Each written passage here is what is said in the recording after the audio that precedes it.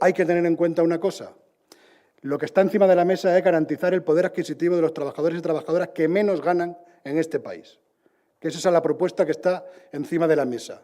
Que está para garantizar que ganan, lo repito, un salario de subsistencia, el 60% del salario medio de este país.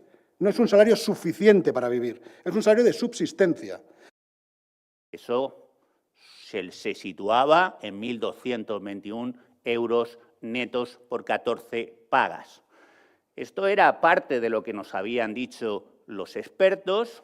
Esto era, como ha señalado Javier, inferior a la propuesta que habíamos hecho nosotros de subida del 7,5%, pero sí que es, a nuestro juicio, un paso en el camino que nos debe de llegar a convalidarnos con Europa.